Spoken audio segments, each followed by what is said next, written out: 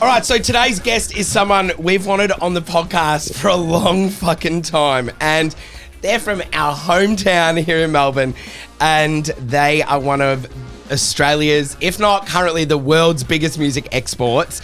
They're an ARIA award-winning artist. They've had millions of streams, sold out venues all over the world. We've even gone to one of their gigs recently over in LA, and it was fucking incredible. If you've been watching Off Campus, though, you've probably already heard their music. Gflip, what's up? Thanks for joining us. Woo!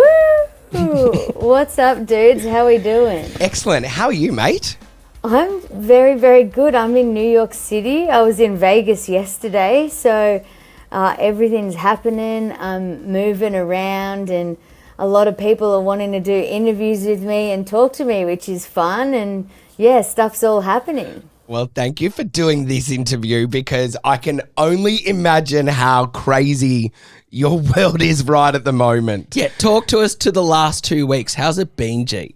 Well, it's really gone crazy. I kind of finished my Dream Ride tour, which you guys saw the show in LA, which was the last show in the States. And then I came and finished the tour in Australia. And then I was kind of finished that tour, and I kind of had a bit of post-tour depression, and I didn't really know what to do next. And then this Off-Campus series came out, and now I'm booked and blessed. Booked, busy, and blessed. So I just saw you were at the Stanley Cup. Now, for anyone that doesn't know what that is, like somebody like me, can you tell us what it is and what that was like sitting where you were sitting? Yeah, it was crazy. Obviously, Off Campus, this TV show that's used my song in it, is about ice hockey. And the National Hockey League, the NHL, contacted my team pretty last minute and said, hey, we'll book G flights and give them and a friend like the best seats in the house on the glass. Seats. Yeah. So, and if they could mic me up and just get my reaction of the game. And it was crazy. It's actually like such a wild sport. Like they go so fast. They're on their little ice skates. It's actually insane, and it's so rough. And they beat the shit out of each other, right? Like they full bash each other. Did you know that's banned in Australia? What? They can't fight in Australia, but they do in the States, in ice hockey. Really? Yeah, so you've probably been given a whole deep course, like education into ice hockey right now, G. So talk to us, what is the Stanley Cup? Is it, so that's the final series, is that? Yeah, that's like the finals. It's the best of 7 games. Oh. So 7. yeah, they play 7 games. It's currently North Carolina and Las Vegas, which they're none of my teams. My team's actually LA Kings. They've invited me to the Pride round and then to a few games, so I'm all about the LA Kings, but it was pretty entertaining to just be there so close. And I had my kneecaps too close to the wall, and then they came and bashed it, and I've like got bruised patellas now. Oh, no way! Ouch! Can you skate? Have you been out on the ice? No, I've never ice skated before. I ice skated 3 days ago because my team were like, gee, we got to get some content of you on the ice. They didn't know I'd never been on the ice. And it is so hard. I like low-key hated it, and I really hope I never have to go on the ice again. But I loved watching other people be on the ice. But I personally, the ice is not for me. And then you have little children around you that are just experts. It's the worst feeling. You said you're in New York. I once got my money back in New York ice skating because it is awful for an Australian that's never been. You got your money back? Yeah. It was a terrible experience. I was on for like 2 minutes and I paid for an hour. You're fucking weird and unco. I'm sorry that went there. That's so weird. It was awful, G. All right, now the show's fucking absolutely blowing up. Tell us, what's the wildest thing that's happened, or the wildest person that's reached out since this has blown up for you? Probably the most wild one's J-Lo. Like, Hey! J-Lo. She's our girl too. J-Lo left some love hearts on my post and then followed me, which was really wild to wake up to J-Lo getting around me. So that was probably the wildest one. That's so fucking cool. We share that in common. We have so much in common. I love it. Yes. And I actually saw yesterday, I think it was yesterday or the day before, J-Lo said and she's copping some flack for it. She said her entire career is only like because of the queer community. We're the only reason like that she does everything that she does. So I'm like, fucking, we'll take it. Oh, go J-Lo. Right. Yeah. It's crazy. It's crazy stuff. Like, hang on, stop for a second. J-Lo, right? Like Jennifer Lowe fucking Pez. From the block. We grew up in Melbourne, right, suburbs, and you've got the world's biggest superstar seeing you, G, and going, I see you and I like what I see. Is that validation that you need as an artist, or is it just like to keep you going? Does it make you go, I've got something and I'm so glad that I'm seen by peers? Or do you not get wavered by something like that or somebody like her? I think it doesn't like validate me. I think it's like I have all these moments in my life that I'm like, what the fuck? That is so, like, how did that happen? That is so random. Like, this is crazy. Like, what? Because, you know, obviously there's tall poppy syndrome. We're from Melbourne. Like, I grew up, I lived in Dingley Village. Like, Yes. like, it's just like real strange. And sometimes I'm like, who's the cheeky person in charge of this universe that's like, let's give G a little lol today. Like, let's make G smile today. Like, this is fun. Like, I'm always like, this is crazy. So, yeah, it doesn't give me an ego or a big head that J-Lo's liked my stuff. But, like, it's just, like, You feel crazy. seen in a I just different think way it's- internationally. It's just, like, I don't know. I just think it's kind of, like, funny. It's just like, what? Yeah. So let's What's go. happening? Let's go back to Bed on Fire. The process. How do you get that on a TV show like off campus? Talk us through that. So I got an email in January from my team saying that off campus wanted to use Bed on Fire for potentially up to the full song, which is very rare for a sync for TV and movie, for a scene, and they described the show and the scene that it would be in, and then I approved it. And then I forgot about it because I was doing the Oz tour, and then the show came out, and you know, I had no idea it was going to be such a big success. I don't even know if the off-campus team knew how big it was going to blow. Like, so yeah. And then from then on, all my data and graphs have just been going straight up. My streams, my followers. I you know, love that about everything. analytics and stats. That's all I am in terms of our accounts. Can you talk to us about the numbers that this song has now done compared to some of your other music? Well, yeah, it's crazy. This song was on, I think, 1 million streams before Off Campus happened. I released the song, I'd done the album, I'd done the tour. It was at 1 million streams. I was like, yeah, 1 million streams. And now it's nearly at like 13 million. It's like, so yeah, just like everything is just gone crazy, and people are now finding my other music and albums as well. And Yes. it's just such a good opportunity for Oz musicians, you know, and like Red is in that soundtrack, George Alice is in that soundtrack, like Kid Leroy, Jet, AC/DC, you know, like it's some of us like smallerish artists. It's really, it's changing my life because I'm getting to get an audience over here which will provide longevity for my career. Yep. So, yeah. So does the song now still feel like it belongs to you? Or does it now belong to this moment? Now, what I want to kind of preface is, like, given it's a queer anthem that you wrote about your Catholic school that you went to, which I 100% identify and connect with, being a young gay in the closet boy I was that went to Catholic and Christian Brothers College.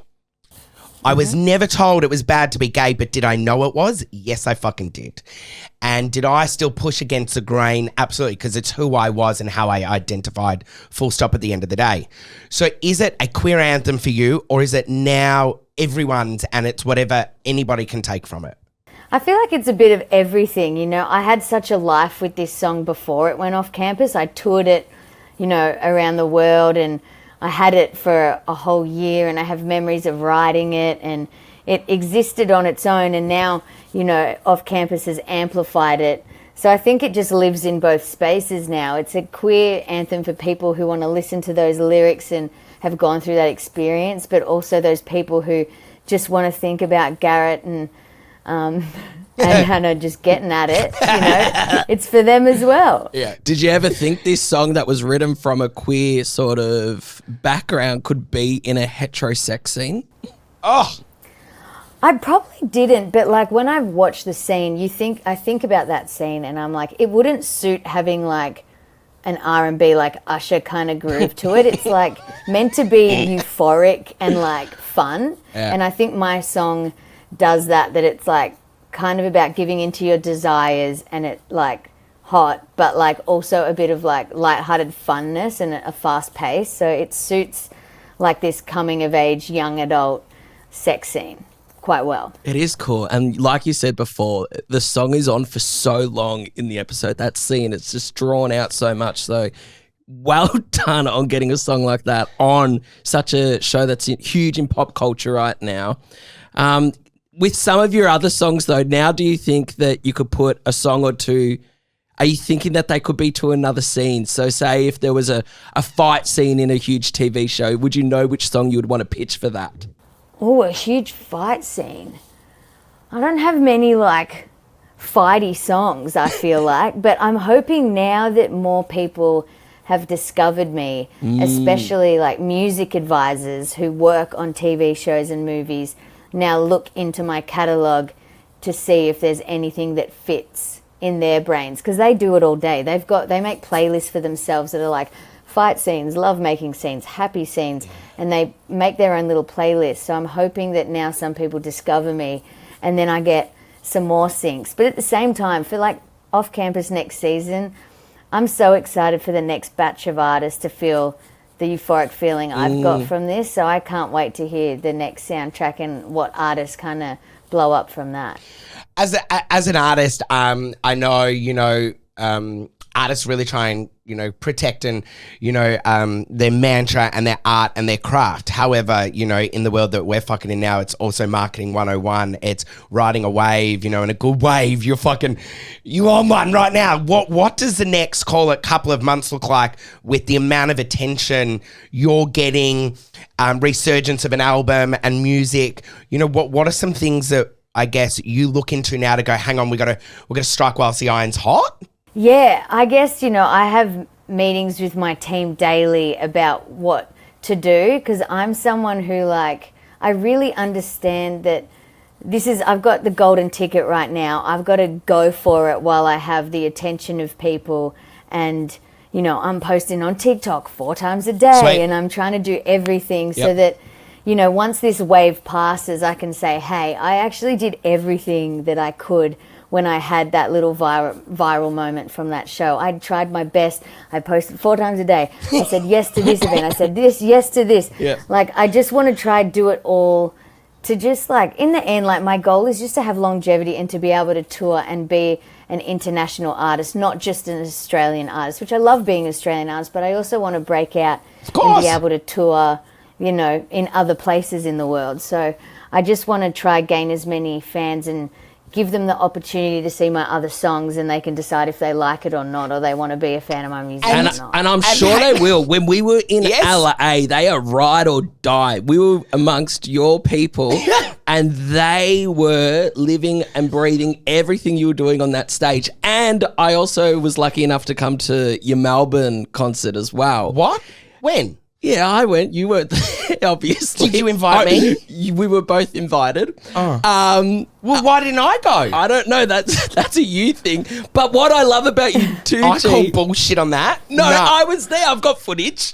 It was after. There was something before. Anyway, G, what I wanted to get at is you and musical instruments. It's almost like you've got a new one that you're trying to perfect every time I've seen you. You're known for your drumming. There you had your sax going on. Is there another instrument you're working on at the moment? I've been trying to learn the violin. Shut up! Yeah, it's a horrible one to be around me while I'm trying to learn. It's really awful to hear someone learning to play the violin. So I feel bad for Chriselle when I'm over there just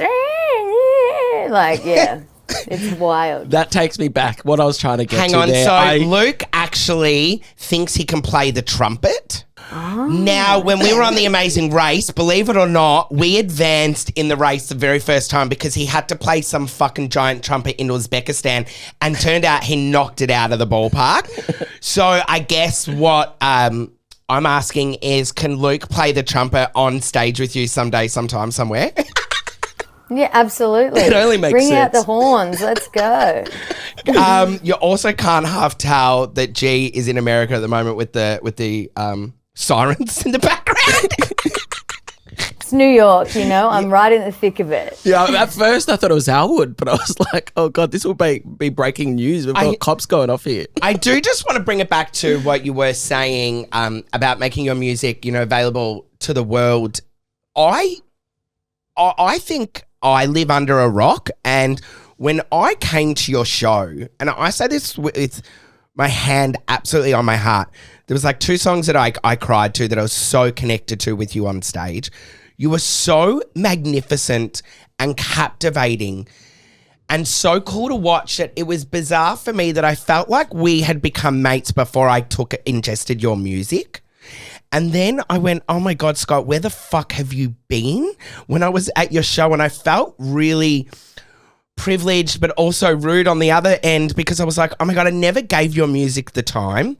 And now so many stories that I put up on my Instagram with my boys, I always attach one of your songs to it. And because I want people to, I guess, feel what I got to feel in that room that night at your show. And so I say to everyone and anyone from around the world right now, don't be a dumb fuck like me and go listen to G's music because it does do some really magical stuff. Oh, you're so sweet, mate. I mean Thank you. it. That's really lovely, That's nice as. But Thank just you. keep in mind who came to the Melbourne show. No, G. fuck you! I don't think you invited me or told me, you lying piece of shit. I can go back to all of our emails, Scott. You definitely were. Oh my God. Another thing we've got in common though, G, Collingwood Football Club. Mad supporters, mad Pie fans. What's going on this season? With everything blowing up, are you keeping in touch with how we're going? And how do you watch it when you're on the road? There's a website called watchafl.com where you can watch anywhere in the world. That makes sense. So, I be watching, the us and the D's last night wasn't the best. I think we're just having one of those rejig kind of seasons. There's some injuries. Hopefully we go well in the trade period at the end of the year. But yeah, right now this season's looking a bit, not the best. But I feel like with some new inclusions, if we get our forward line stronger, maybe some new midfield action. There's talks of Lockie Neal in the news coming over, so... Hey, speaking of inclusions, I have been thinking, and I'm going to throw it out there now, I've been thinking of trying to join the board of Collingwood one day. Me too. What? Should we be joint CEOs? Shut the fuck up, G. We could do it. Scott, Go. on the vision board. Let's put it on the vision board. Scott talks about this all the time. It's up there. No, I've gotten drunk at some of the like conferences they have, and I go up to like the CEO, the CFO, like managing director or whoever, and I sit them down and I say, one day I'm going to have your job. I'm going to have it. So, where do you even start to become a board member of a football club, though? We got to find out. We All got right. to... Mate, We'll I go can see undercover. you and I on there, because being, I think, on the board of an AFL football team doesn't need you to know how to kick a ball. What it needs you to know is how to engage people, how to, do partnerships, how to raise awareness, how to build culture, how to be inclusive. Mm-hmm. We're ticking those motherfucking boxes. So I want to sit next to you on the board of Collingwood one day. Gee, we're going to do it. I would love to. I think What a I really privilege. do see it in my later years in life, I just see it happening. I would love it to happen. Imagine if we do this. I think we'd actually be really good. So do I. And we'd bring a little bit of, flair to the job, and, every establishment needs some gays in there, to just make it a little bit more fun. I couldn't agree more. Well, it is just black and white, so you can add some colour, I suppose. G-Flip, you are an absolute rock star. We adore you so, so much. You deserve everything you're getting now and more. And I can't wait to keep watching them all keep coming as well. Yeah, keep pumping out those TikToks. Oh, yeah, and if we can help you in anything, we can repost shit, tag us or whatever. We'll do whatever we can to help. All right, I'll keep that in mind. Like, straight after this call, it's just editing TikToks. It's getting it all sorted, so... Gee, pay some motherfucker to do that for you. Stop editing yourself. It's me who's doing it all. No, Get Michelle to step up. but thank you for coming to my shows, that's awesome. You're not just interviewing me. You've been there and you've seen me before, heaps of things may or may not happen in the future. So I appreciate you guys. Anything we can do, we'll keep supporting. Of course. We love you. Peace out. Love you. Go Pies. Yeah. Luke and Sassy. Scott. So Luke and I think it's really important that when you go to somebody's house, you say, thanks for having us. So we would like to say a big thank you to the Wurundjeri, Woi Wurrung and Bunurong peoples of the Southeastern Kulin Nation, the land on which this podcast is recorded on. Always was, always will be Aboriginal land.